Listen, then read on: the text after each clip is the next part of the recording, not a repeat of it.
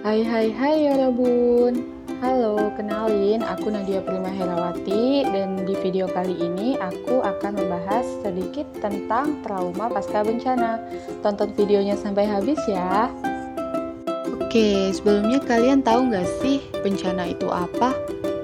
Jadi, menurut Undang-Undang Nomor 24 Tahun 2007, bencana merupakan peristiwa atau rangkaian peristiwa yang mengancam dan mengganggu kehidupan dan penghidupan masyarakat yang disebabkan baik oleh faktor alam dan atau non-alam maupun faktor manusia, sehingga mengakibatkan timbulnya korban jiwa manusia, kerusakan lingkungan, kerugian harta benda, dan dampak psikologis.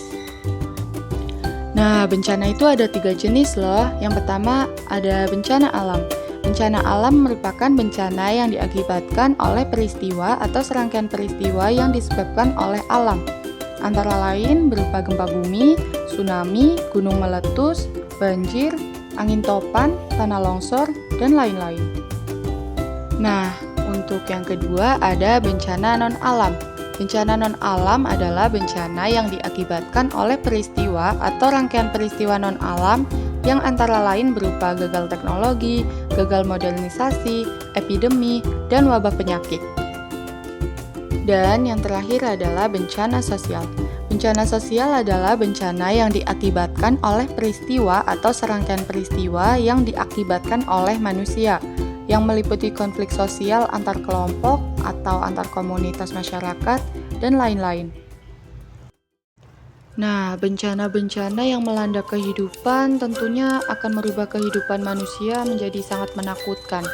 Atau dengan kata lain, manusia akan mengalami trauma pasca terjadinya bencana. Nah, akibat peristiwa tersebut, harta benda juga hilang dan lenyap seketika. Dan bahkan tidak sedikit nyawa manusia yang melayang.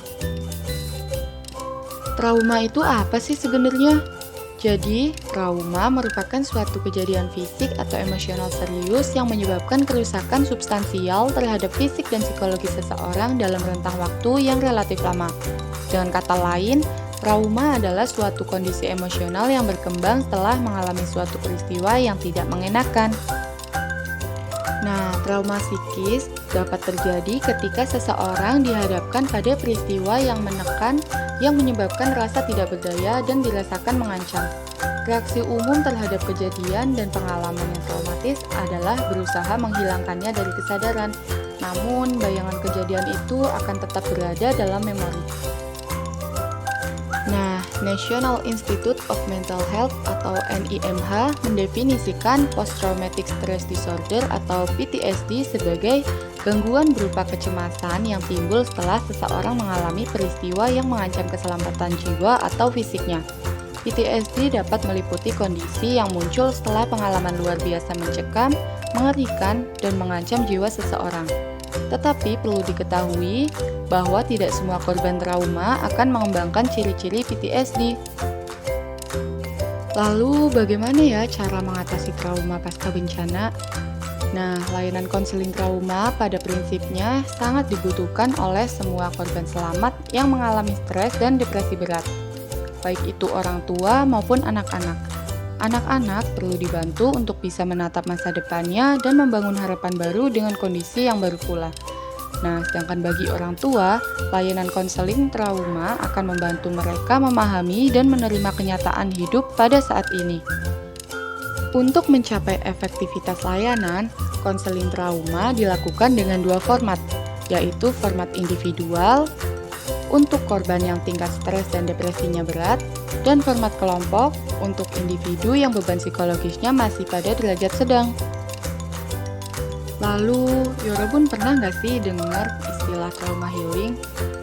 Jadi, menurut Widya Stuti dan kawan-kawan pada tahun 2019, trauma healing merupakan suatu proses pemberian bantuan berupa penyembuhan untuk mengatasi gangguan psikologis seperti kecemasan, panik, dan gangguan lainnya karena lemahnya ketahanan fungsi-fungsi mental yang dimiliki individu korban bencana alam tersebut.